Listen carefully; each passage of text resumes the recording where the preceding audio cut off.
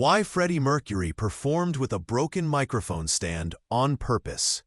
September 28, 1977, Madison Square Garden, New York City. 20,000 people packed into one of the most legendary venues in the world. Queen was at the peak of their power. Bohemian Rhapsody had conquered the planet. We Are the Champions was becoming an anthem. And Freddie Mercury was about to accidentally discover his most iconic signature. Or was it really an accident? The stage lights dimmed. The crowd roared like thunder. Brian May's guitar screamed through the speakers. Roger Taylor's drums pounded like a heartbeat. John Deacon's bass hummed deep and dark. And then he appeared. Freddie Mercury. Black leather pants, white tank top, eyes lined with black coal. A presence that could silence or ignite 20,000 souls with a single gesture. He grabbed his microphone stand, full length, chrome and heavy. He strutted across the stage like a king surveying his kingdom. But something was different tonight. Something nobody in that arena could see yet. Something that would change rock and roll history forever. Freddie's hands were shaking. Not from nerves, not from excitement. From something else. Something darker. Something he'd been carrying backstage for the last hour. The band launched into Tie Your Mother Down. The crowd went wild. Freddie spun the microphone stand like a baton. He planted it on stage. He leaned into it, his voice soaring, powerful, untouchable.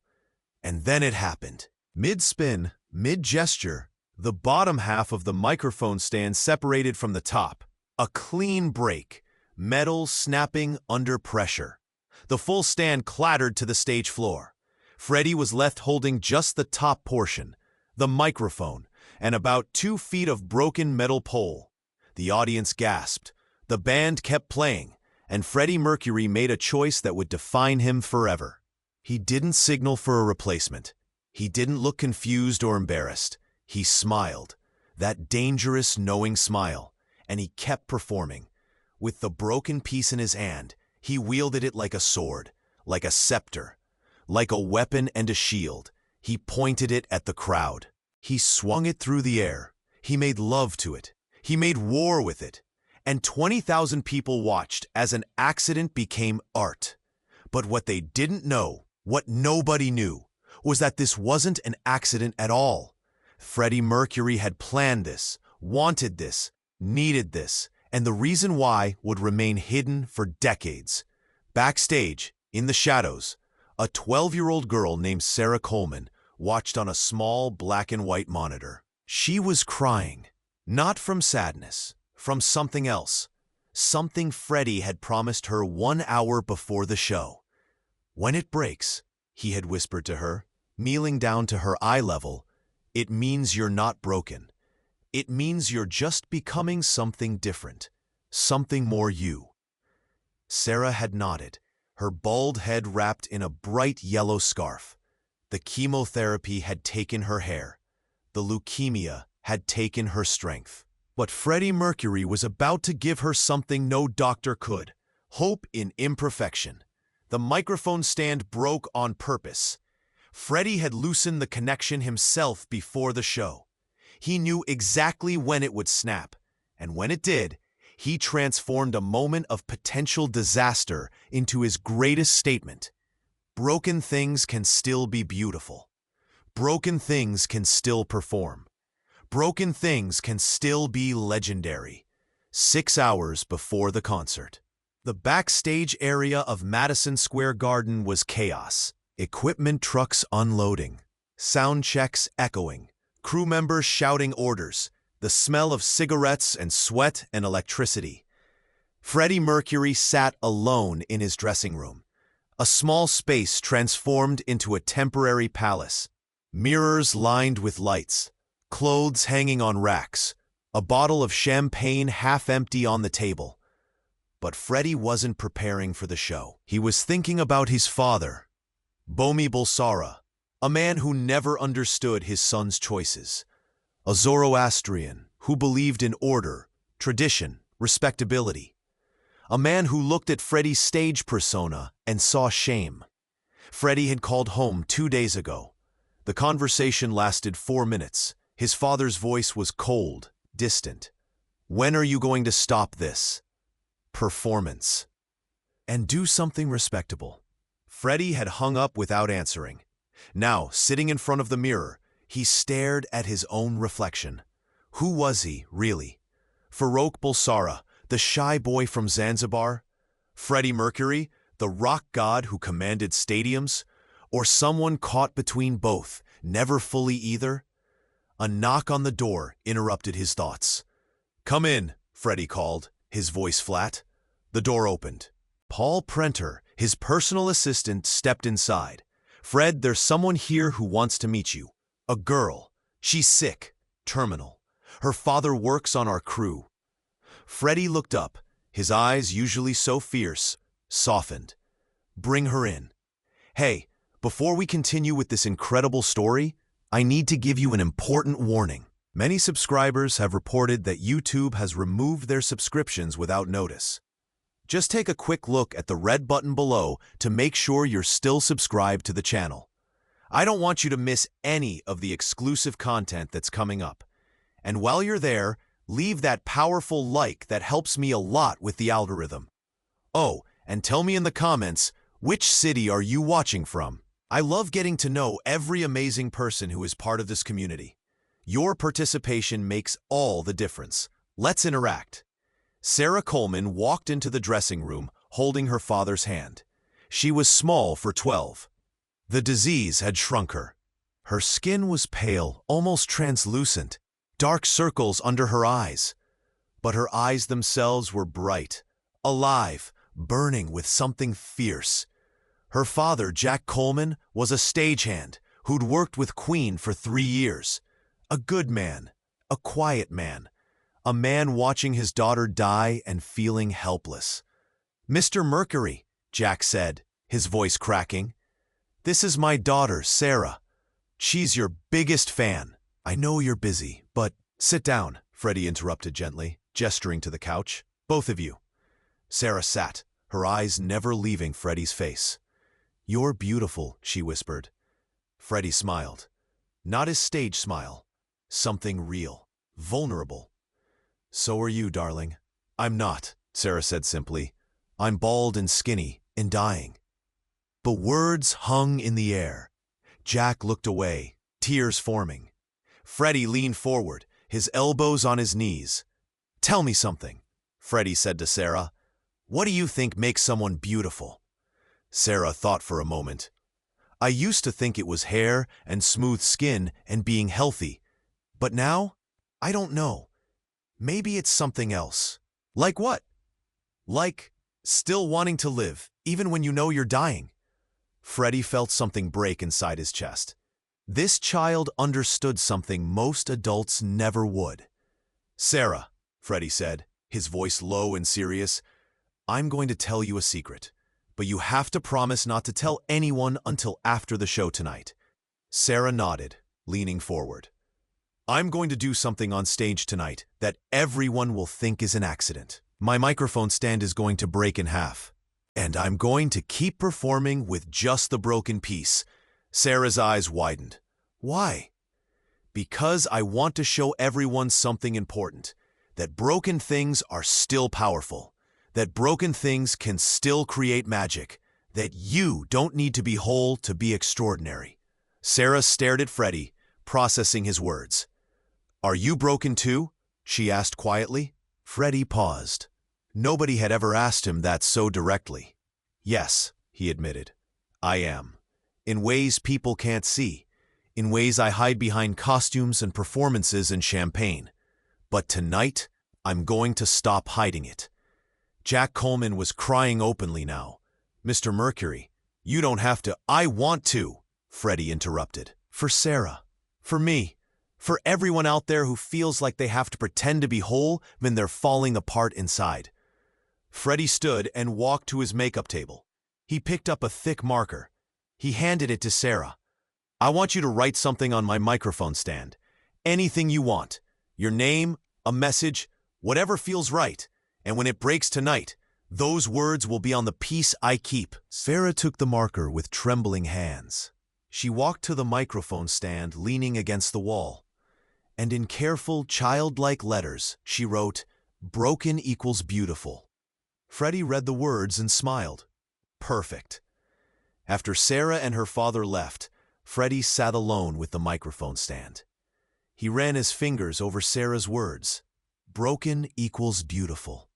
He thought about his own fractures, the ones nobody saw, his sexuality, hidden from most of the world, his family's disappointment, the loneliness that came with fame, the fear that one day people would see through the performance and find nothing underneath. Freddie had built Freddie Mercury to protect Farouk Bulsara. The flamboyant rock god was armor. The bold gestures, the outrageous costumes, the commanding presence, all of it was a fortress around a frightened boy who never felt good enough. But Sarah's words echoed in his mind. Broken equals beautiful. What if he stopped hiding the cracks? What if he let people see that even legends are fragile? Freddie examined the microphone stand carefully. It was a standard design, 3 sections that screwed together. The base, the middle pole, the top section with the microphone clip.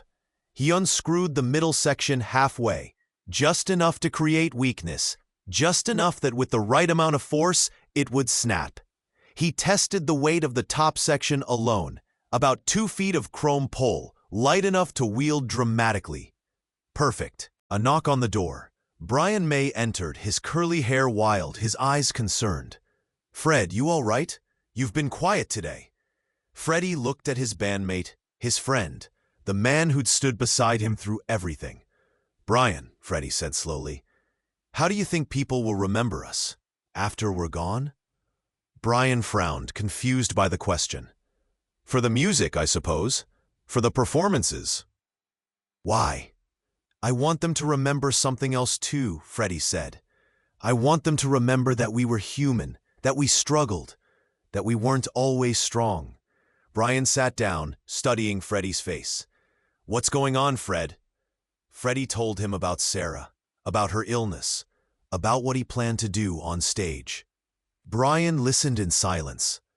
"That microphone stand is going to break tonight," Freddie explained, "and I'm going to make it look natural. Spontaneous. But it's not. It's a choice, a statement. About what? About imperfection. About showing the cracks instead of hiding them. About giving a dying child something to believe in." Brian was quiet for a long moment. "You know, once you do this, you'll have to keep doing it. It'll become your signature. People will expect it." "I know. And you're okay with that? With performing with a broken prop for the rest of your career?" Freddie smiled, that dangerous, beautiful smile. "Brian, we're all performing with broken props. I'm just going to stop pretending mine is whole." September 28th, 1977, 8:47 p.m. The lights went down. Madison Square Garden erupted. 20,000 voices screaming as one. Queen took the stage. Freddie grabbed the microphone stand, the one Sarah had written on. He could feel the weakness in the connection. One good spin, and it would separate. The band launched into "Tie Your Mother Down." Freddie's voice cut through the arena like a blade. He worked the stage like a predator, spinning, strutting, commanding every inch of space. The microphone stand twirled in his hands. And then, during a particularly aggressive spin, snap. The bottom section clattered to the stage floor. Freddie was left holding just the top piece. The audience gasped. A roadie started to move toward the stage with a replacement, but Freddie waved him off. He held up the broken piece. He smiled at the crowd, and he kept singing. The broken stand became an extension of his body, a conductor's baton, a sword, a lover. He pointed it at the crowd during the chorus. He held it above his head during the guitar solo. He thrust it forward like a weapon. The audience went wild. This wasn't a mistake. This was intentional. This was art. Backstage, Sarah Coleman watched on the monitor, tears streaming down her face. Her father held her, his own face wet with emotion. He did it, Sarah whispered. He showed everyone. Showed them what, honey? That you don't need to be perfect to be amazing. On stage, Freddie felt something shift inside him. The weight of pretending lifted. The exhaustion of maintaining the perfect image dissolved. He was performing with a broken prop, and it felt more honest than anything he'd ever done. Between songs, he addressed the crowd. "Well, darlings," he said, his voice dripping with theatrical flair, "it seems my microphone stand has decided to retire early. But you know what? I think I prefer it this way. More intimate." The crowd cheered. Freddie looked down at the broken piece in his hand. He could see Sarah's words faintly visible under the stage lights. Broken equals beautiful. He thought about his father's disappointment, his own fears of inadequacy, the mask he wore to hide his vulnerabilities, and he made a decision. He would never perform with a full microphone stand again. This broken piece would become his signature, his statement, his truth. After the concert, Freddie returned to his dressing room. The adrenaline was fading. The reality was setting in. He'd just committed to performing with a broken prop for the rest of his career. But more than that, he'd exposed something vulnerable, something true. A knock on the door. "Come in." Sarah Coleman entered alone. She moved slowly, exhausted from the excitement, but her eyes were bright. "Thank you," she whispered. Freddie gestured for her to sit. "Did you like the show?" "I loved it. But can I ask you something?" "Anything, darling." Sarah looked down at her hands. "When you held up the broken microphone stand, were you thinking about me, or were you thinking about yourself?" The question was so perceptive, so uncomfortably accurate, that Freddie felt his breath catch. He could lie. He could tell her it was all for her, make himself the hero of this story. But something about Sarah's directness, her brutal honesty about her own mortality, demanded the truth. "Both," Freddie admitted. "I was thinking about both of us." Sarah nodded, unsurprised. "That's okay," she said. "Actually, it's better. It means it was real." Freddie leaned forward. "Sarah, can I tell you something? Something I've never told anyone?" She nodded. "I'm terrified," Freddie confessed, his voice barely above a whisper. "All the time.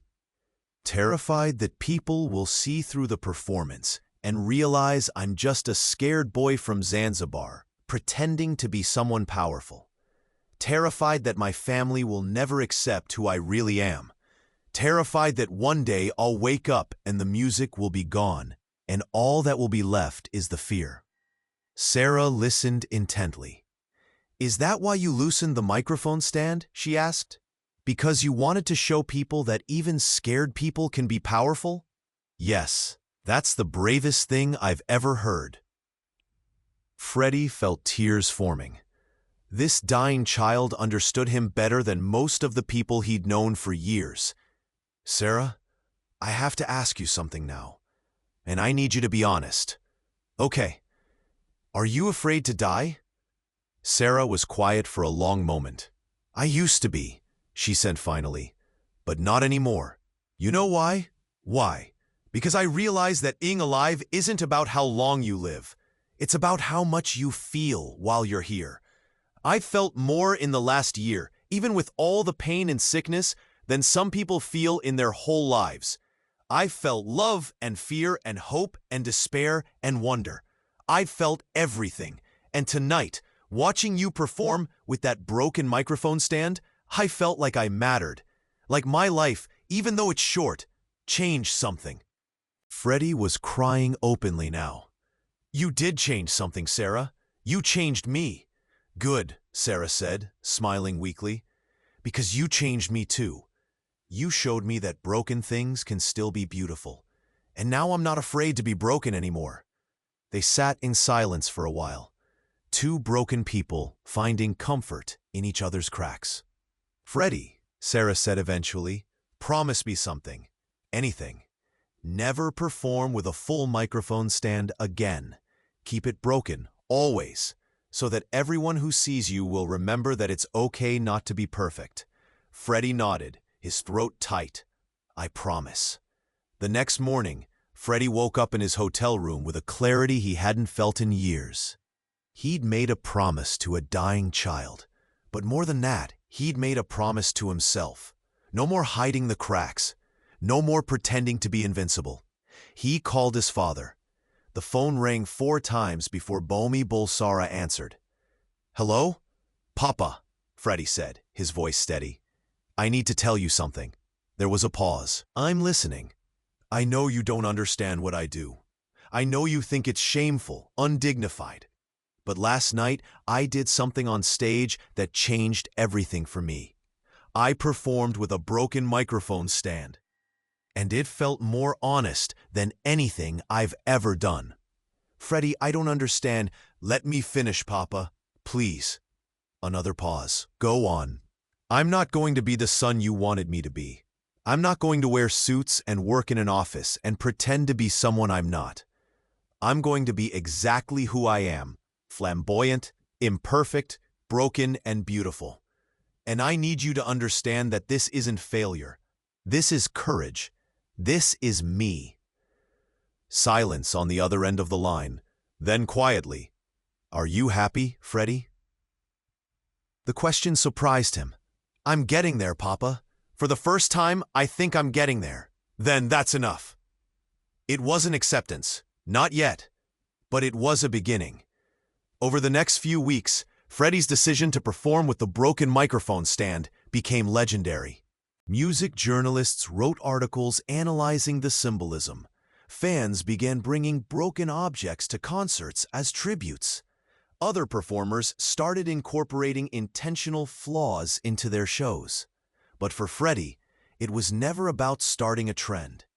It was about staying true to a promise, to Sarah, to himself. He called Jack Coleman regularly to check on Sarah's condition. She was declining rapidly. The doctor said weeks, maybe days. On October 15, 1977, Freddie flew back to New York between tour dates. He visited Sarah in the hospital. She was tiny in the hospital bed, almost translucent. But her eyes still burned with that fierce light. "You kept your promise," she whispered, her voice weak. "I saw the pictures from your other concerts. Always the broken stand." "I'll never perform without it," Freddie said, holding her hand. "Never." "Good," Sarah smiled. "Because every time you do, someone out there who feels broken will see you and think, if Freddie Mercury can be powerful while being broken, maybe I can too. You're wiser than people twice your age, you know that? Dying makes you wise really fast." They laughed together, a sound both sad and beautiful. "Freddie," Sarah said, her voice growing fainter, "I need to tell you something before I go." "You're not going anywhere yet." "Yes, I am. Soon, and that's okay. But I need you to know you didn't save me. I was always going to die, but you gave me something better than being saved. You gave me meaning. You made my broken life beautiful." Freddie couldn't speak. He just held her hand and cried. Sarah died 3 days later, October 18, 1977. She was 12 years old. November 1977. Queen continued their American tour. Every night, Freddie walked on stage with his broken microphone stand. Every night, he performed with power, vulnerability, and defiance. But now, every performance carried Sarah's memory. He never told the press the real story behind the broken stand. He let them speculate, theorize, analyze, because the truth wasn't for them. It was for Sarah. It was for everyone who'd ever felt broken and worthless. Over the years, the broken microphone stand became one of the most iconic images in rock and roll. T-shirts featured its silhouette. Posters captured Freddie wielding it like a weapon. Tribute bands spent hours perfecting the exact length of broken pole. But very few people knew the real reason it started. In 1991, as Freddie lay dying from AIDS-related pneumonia, a reporter asked him one final question. "Mr. Mercury, Of all your contributions to music and performance, what are you most proud of? Freddie thought for a long moment, his once powerful voice now reduced to a whisper. "The broken microphone stand," he said finally. The reporter looked confused. "Why that, specifically?" "Because it taught me that our flaws aren't things to hide. They're things to celebrate. Every crack, every imperfection, every broken piece of ourselves, that's where the light gets in. That's where we become real." He paused, gathering strength.